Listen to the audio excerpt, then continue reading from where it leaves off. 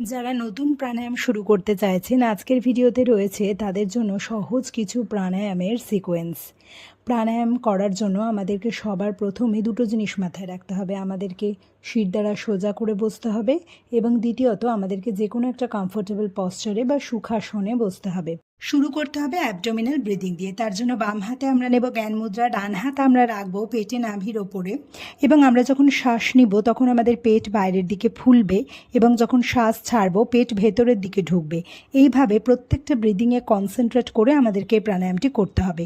Next আমরা করব সমবৃত্তীয় প্রাণায়াম বা বক্স ব্রিদিং, অর্থাৎ একটা নির্দিষ্ট কাউন্টে আমাদেরকে পূরক, রেচক, কুম্ভক করতে হবে।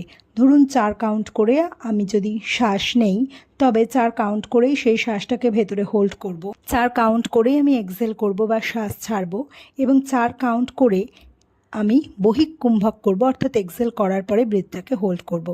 এইভাবে আমরা কয়েক রাউন্ড বক্স ব্রিদিং। নেক্সট অনুলোম বিলোম প্রাণায়াম। অনুলোম বিলোম প্রাণায়াম কিভাবে করতে হবে সেটার একটা ডিটেল ভিডিও অলরেডি আমি শেয়ার করেছি। যদি না দেখে থাকেন অবশ্যই দেখে নেবেন, কারণ এই স্বল্প পরিসরে এই প্রাণায়ামকে ব্যাখ্যা করা সম্ভব নয়।